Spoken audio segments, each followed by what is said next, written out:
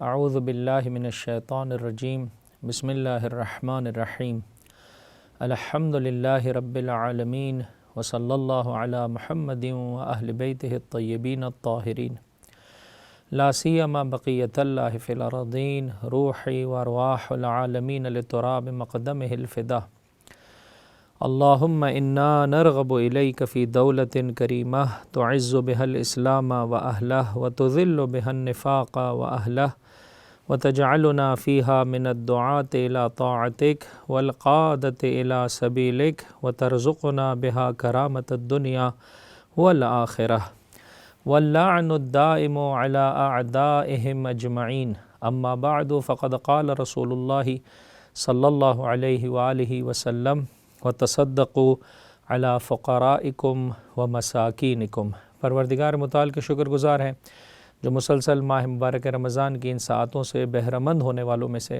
ہم سب کو قرار دے رہا ہے۔ دعا گو ہیں جو اوقات اور لمحات باقی رہ گئے ہیں، پروردگار متعال ان سے بہتر طریقے سے ہم سب کو استفادہ کرنے کی توفیق عطا فرمائے۔ ماہ مبارک رمضان ماہ ضیافت پروردگار ہے، اور خطبہ شعبانیہ کی روشنی میں حضرت ختمی مرتبہ احمد مجتبیٰ محمد مصطفیٰ صلی اللہ علیہ وآلہ وسلم یہ ارشاد فرماتے ہیں کہ اس دسترخوان پر خصوصیت سے پروردگار متعال نے تمہارے لیے دو چیزیں قرار دی ہیں، ایک کتاب خدا، دوسرے روزہ۔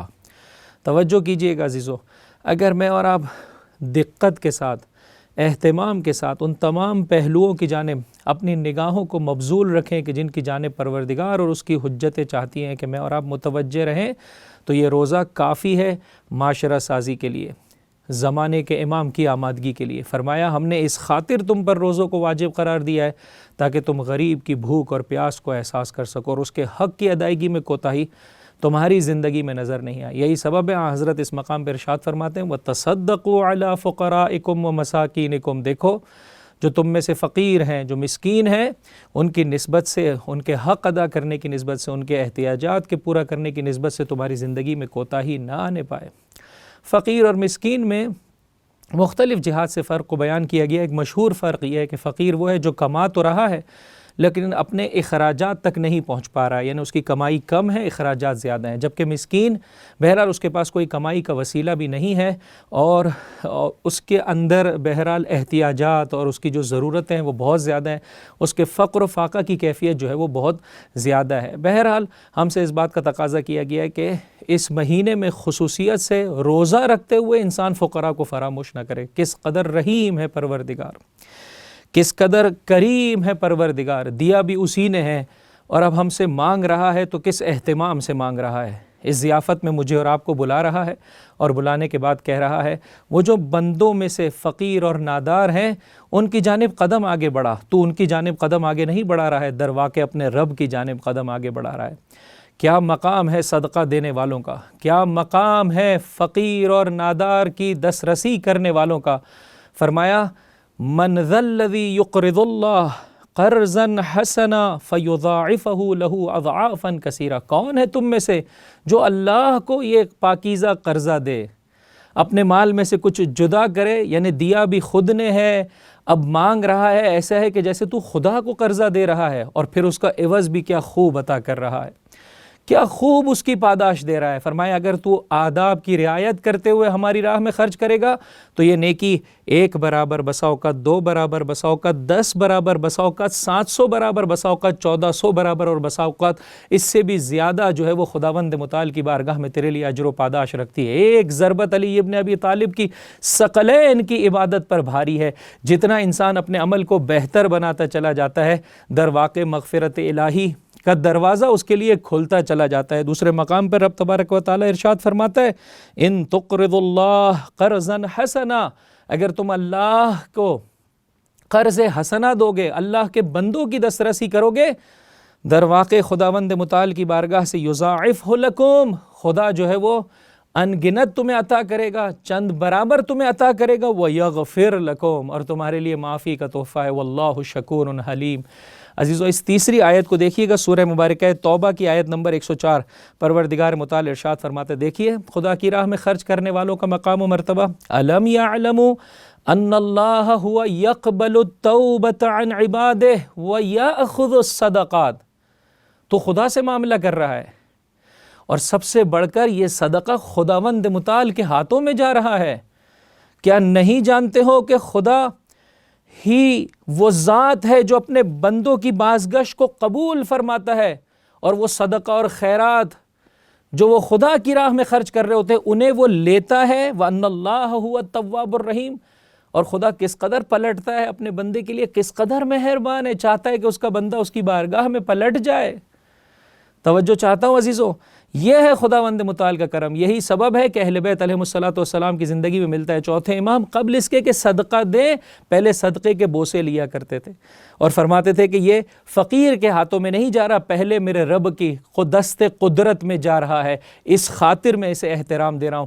چھٹے امام جعفر صادق علیہ السلام ارشاد فرماتے ہیں کہ میرے بابا جب کبھی کسی نادار کو، کسی فقیر کو صدقہ دیا کرتے تھے، دینے کے بعد اسے واپس لیتے، اسے سونگھا کرتے تھے، استشمام فرمایا کرتے تھے، اس کے بوسے لیا کرتے تھے، اور پھر آپ کی زبان اقدس پر بھی یہی جملے ہوا کرتے تھے کہ یہ فقیر کے ہاتھ میں بعد میں جاتا ہے، دست قدرت الہی اور فیض پروردگار اس پر پہلے نازل ہوتا ہے۔ عزیزو یہ آسان کام نہیں ہے۔ آیت کے لب و لہجے کو دیکھیے، وہی وہ خدا ہے جو توبہ کو قبول فرماتا ہے اور صدقات کو لے رہا ہوتا ہے، یعنی صدقہ دینا در واقع مال کی محبت سے اپنے دل کو کاٹنا، خداوند متعال کی طرف پلٹنا اور توبہ کی مانند ہے۔ یہی سبب ہے روایت میں دو بھیڑیے اگر کسی بھیڑ کے غلے پر حملہ کر دیں، ایسے غلے پر کہ جس کا کوئی رکھوالا اور جس کا چرواہا موجود نہیں ہو، وہ کتنا خون خرابہ کریں گے، اس سے زیادہ خون خرابہ انسان کے دین میں مال کی محبت اور مقام کی محبت کرتی ہے۔ وہ جو خدا کی بارگاہ میں آتا ہے اور اپنے مال کو خداوند متعال کے فقیر اور نادار بندوں کی نسبت سے خرچ کرتا ہے، در واقع اس بات کا اعلان کرتا ہے پروردگار تیری محبت میں یہ جان بھی حاضر ہے، یہ مال بھی حاضر ہے، یہ عزت و شرف و یہ اولاد بھی حاضر ہے۔ کیا یہ اچھا ہو کہ انسان اسی طرح سے خرچ کرے کہ جس طرح سے پروردگار متعال نے چاہا ہے۔ آداب صدقہ، خدا کی راہ میں خرچ کرنے کے کیا آداب ہیں؟ ایک، نہ جتائے، اذیت نہ پہنچائے فقیر اور نادار کو۔ فرمایا لا تبطلوا صدقاتکم بالمن والاذی، تم اپنے صدقوں اور خیرات کو جتا کر اور اذیت پہنچا کر باطل نہ کرو۔ صف میں کھڑا کر دیا گیا ہے، آج نہیں کل آنا، کل نہیں پرسوں آنا، مسلسل اذیت پہنچانا، بار بار جتانا کہ یہ ہم نے تمہاری نسبت سے یہ احسان کیا۔ عزیزو اس سے انسان کی خداوند متعال کی بارگاہ میں عبادت ضائع ہو جاتی ہے۔ چوتھے امام کی زندگی میں نظر آتا ہے، آپ جب کسی کے نسبت سے کوئی اچھا عمل بجا لاتے تھے، کوئی صدقہ اور خیرات کرتے تھے، تو نہ صرف یہ کہ اس سے احسان کا تقاضا کریں بلکہ اس کے احسان مند ہوا کرتے تھے اور کہتے تھے خدا کا شکر ہے، خوشا بحال ہوں کہ تو میرا بوجھ اٹھا کر لے جا رہا ہے، اور کل کو قیامت میں جب مجھے ضرورت ہوگی تو یہ میرا بوجھ تو مجھے واپس پلٹا دے گا، یہ پاکیزہ کردار مجھے ادھر نصیب ہو جائے گا، تیرا مجھ پر احسان ہے۔ دو، ریاکاری نہ کرے، لوگوں کو دکھانے کے لیے انسان خدا کی بارگاہ میں لوگوں کو دکھانے کے لیے خرچ نہ کرے، عزیزو خدا کی خاطر خرچ کرے۔